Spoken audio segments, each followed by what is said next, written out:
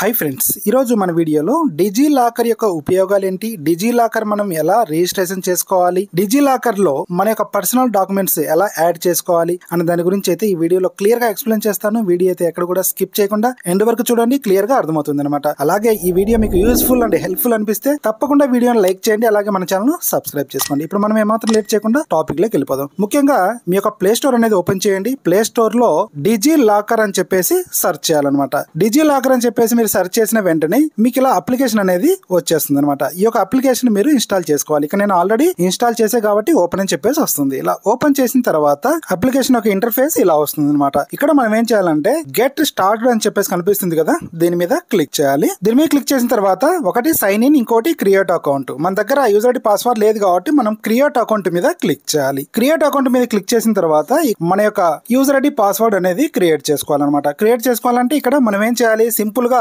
Full name, date of birth, తర్వాత వచ్చేసి male అయితే మేల్, ఫీమేల్ అయితే ఫీమేల్ ఇవ్వాలి. తర్వాత mobile number, email ID. Email ID అనేది మీకు ఆప్షనల్ అనమాట. తర్వాత సెట్ 6 డిజిట్ సెక్యూరిటీ పిన్ ఇక్కడ ఇచ్చి సింపుల్ గా సబ్మిట్ మీద క్లిక్ చేయాలన్నమాట. ఈ యొక్క డీటెయిల్స్ అనేది నేను ఇస్తున్నా. ఇక్కడ మనం గుర్తుంచుకోవాల్సిన విషయం ఏంటంటే మొబైల్ నెంబర్ ఇచ్చేటప్పుడు ఖచ్చితంగా మీ యొక్క ఆధార్ కార్డుకు లింక్ అయినటువంటి మొబైల్ నెంబర్ అనేది ఇవ్వాలన్నమాట. ఇలా మనం కంప్లీట్ గా డీటెయిల్స్ ఇచ్చిన తర్వాత సింపుల్ గా సబ్మిట్ మీద క్లిక్ చేయాలి. సబ్మిట్ మీద క్లిక్ చేసిన తర్వాత మీ యొక్క రిజిస్టర్ మొబైల్ నెంబర్, అంటే మీరు ఏదైతే మొబైల్ నెంబర్ ఇచ్చారో ఆ యొక్క మొబైల్ నెంబర్ కు ఒక ఓటీపీ వస్తుంది అనమాట. ఈ యొక్క ఓటీపీ అనేది ఇక్కడ ఇవ్వాలి. ఇక్కడ నేను ఓటీపీ ఇస్తున్నా. ఇలా ఓటీపీ ఇచ్చిన తర్వాత సింపుల్ గా సబ్మిట్ మీద క్లిక్ చేయాలి. సబ్మిట్ మీద క్లిక్ చేసిన తర్వాత ఇప్పుడు మీ యొక్క ఆధార్ నెంబర్ అనేది ఇవ్వాలి. ఎవరి పేరు మీద అయితే ఈ యొక్క డిజిలాకర్ అకౌంట్ క్రియేట్ చేసుకోవాలనుకుంటారో వారి యొక్క ఆధార్ నెంబర్ అనేది ఇక్కడ ఇవ్వాలి. ఇక్కడ నేను ఆధార్ నెంబర్ ఇస్తున్నా. ఇలా ఆధార్ నెంబర్ ఇచ్చిన తర్వాత సింపుల్ గా నెక్స్ట్ మీద క్లిక్ చేయాలి. నెక్స్ట్ మీద క్లిక్ చేసిన తర్వాత మీ యొక్క ఆధార్ కార్డుకు లింక్ అయినటువంటి మొబైల్ నెంబర్ కు ఒక ఓటీపీ వస్తుంది అనమాట. ఆ యొక్క ఓటీపీ అనేది ఇక్కడ ఇవ్వాలి. ఇలా ఓటీపీ ఇచ్చిన తర్వాత సింపుల్ గా సబ్మిట్ మీద క్లిక్ చేయాలి. సబ్మిట్ మీద క్లిక్ చేసిన తర్వాత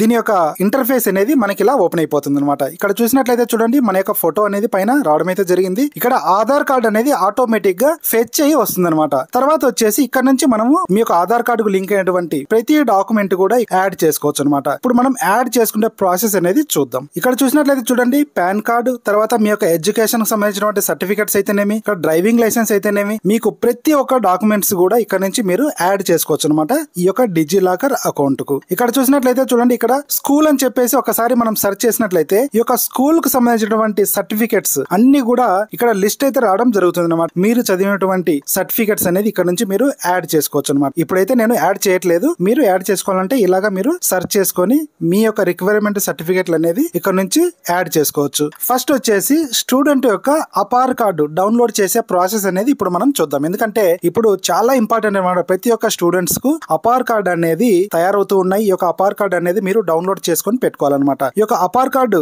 మనం డౌన్లోడ్ చేయాలంటే ఇక్కడ సెర్చ్ బార్ లో అపార్ అని చెప్పేసి మనం టైప్ చేయాలన్నమాట. ఇలా టైప్ చేసిన వెంటనే ఇక్కడ మనకు అపార్ ఐడి అని చెప్పేసి కనిపిస్తుంది కదా, దీని మీద క్లిక్ చేయాలి. దీని మీద క్లిక్ చేసిన వెంటనే ఇక్కడ మనకు ఆ యొక్క స్టూడెంట్ కు సంబంధించినటువంటి name, date of birth complete గా మనకు రావడం అయితే జరిగింది అనమాట. ఇక్కడ మనం ఏం చేయాలంటే ఐడెంటిటీ టైప్ అని చెప్పేసి కనిపిస్తుంది కదా, దీని మీద క్లిక్ చేయాలి. దీని మీద క్లిక్ చేసిన తర్వాత roll number, registration number, enrollment number, new admission, దీనికి సంబంధించినటువంటి డీటెయిల్స్ మీ దగ్గర ఉంటే అవి మీరు ఎంటర్ చేయాలి. లేదంటే నన్ మీద క్లిక్ చేయాలన్నమాట. నన్ మీద క్లిక్ చేసిన తర్వాత గెట్ డాక్యుమెంట్ అని చెప్పేసి కనిపిస్తుంది కదా, దీని మీద క్లిక్ చేయాలి. దీని మీద క్లిక్ చేసిన తర్వాత మీరు కొంచెం వెయిట్ చేయాలన్నమాట. ఎందుకంటే మీ యొక్క ఆధార్ కార్డుకి ఆల్రెడీ లింక్ అయి ఉంటుంది కాబట్టి కొంచెం టైం పడుతుంది, ఫెచ్ అయ్యి వచ్చేస్తుంది అనమాట. ఇక్కడ చూసినట్లయితే చూడండి, అపార్ ఐడి జనరేట్ అయ్యి వచ్చేసింది అనమాట. ఇప్పుడు మనం ఈ యొక్క అపార్ ఐడి అని చెప్పేసి కనిపిస్తుంది కదా, దీని మీద క్లిక్ చేసినట్లయితే మనకు అపార్ ఐడి అనేది ప్రాపర్ గా ఓపెన్ అయిపోయింది అనమాట. మనకు అవసరము అనుకుంటే ఈ యొక్క అపార్ ఐడి మనం డౌన్లోడ్ చేసుకొని ప్రింట్అవుట్ కూడా తీసుకోవచ్చు, లేదంటే లామినేషన్ చేసి కూడా పెట్టుకోవచ్చు అనమాట. ఫ్యూచర్ లో యూజ్ అవుతుంది. ఇలాగా మీరు ఏదైనా కూడా డాక్యుమెంట్స్ యాడ్ చేసుకున్నట్లయితే అవి ఇష్యూ డాక్యుమెంట్స్ లో మనకు కనిపిస్తాయి అనమాట. నెక్స్ట్ వచ్చేసి మీకు పాన్ కార్డు ఉన్నట్లయితే అది ఆటోమేటిక్ గా యాడ్ అవుతుంది అనమాట. ఇందులో పాన్ కార్డు కూడా వచ్చేస్తుంది. ఒకవేళ యాడ్ కాకుంటే గిన అక్కడ మీకు పాన్ కార్డు యాడ్ చేసుకోవడానికి ఆప్షన్ వస్తుంది. ఆ యొక్క పాన్ కార్డు మీద క్లిక్ చేసి మీ యొక్క పాన్ నెంబర్ ఇచ్చినట్లయితే అక్కడ మీ యొక్క పాన్ కార్డు అనేది యాడ్ అవుతుంది అనమాట. ఇక్కడ చూసినట్లయితే చూడండి, పాన్ వెరిఫికేషన్ రికార్డ్ సక్సెస్ఫుల్ అని చెప్పేసి వచ్చేసింది అనమాట. దీని మీద క్లిక్ చేసినట్లయితే ఇక్కడ మనకు పాన్ కార్డ్ డీటెయిల్స్ కూడా రావడం అయితే జరిగింది. ఇప్పుడు మనం 3 డాక్యుమెంట్స్ అనేది యాడ్ చేసుకున్నాం, Aadhaar card, APAAR card, PAN card కూడా. తర్వాత వచ్చేసి కింద మెనూ అని చెప్పేసి కనిపిస్తుంది కదా, మెనూ మీద క్లిక్ చేసిన తర్వాత ఇక్కడ డ్రైవ్ అని చెప్పేసి కనిపిస్తుంది కదా, డ్రైవ్ మీద క్లిక్ చేసినట్లయితే ఇక్కడ మనకు డిజిలాకర్ 1 GB వరకు క్లౌడ్ స్టోరేజ్ అనేది ఇస్తుంది అనమాట. అంటే ఈ యొక్క క్లౌడ్ స్టోరేజ్ లో మన యొక్క పర్సనల్ డాక్యుమెంట్స్ ఏమైనా కూడా మనం డైరెక్ట్ గా అప్లోడ్ చేసుకోవచ్చు. ఇక్కడ ప్లస్ అని చెప్పేసి కనిపిస్తుంది కదా, ప్లస్ మీద క్లిక్ చేసినట్లయితే ఇక్కడ అప్లోడ్ ఫైల్స్ అని చెప్పేసి కనిపిస్తుంది కదా, దాని మీద క్లిక్ చేసినట్లయితే మన యొక్క గ్యాలరీ అనేది ఇక్కడ ఓపెన్ అయిపోతుంది అనమాట. అంటే అక్కడ నుంచి మనం డైరెక్ట్ గా మన యొక్క పర్సనల్ డాక్యుమెంట్స్ అనేది అప్లోడ్ చేసుకోవచ్చు. అప్లోడ్ చేసుకొని మనకి ఎప్పుడైనా కూడా అవసరం అనిపిస్తే ఇక్కడ నుంచి మీరు డౌన్లోడ్ చేసుకొని అవి ప్రింట్అవుట్ కూడా తీసుకోవచ్చు అనమాట. ఇది మనకు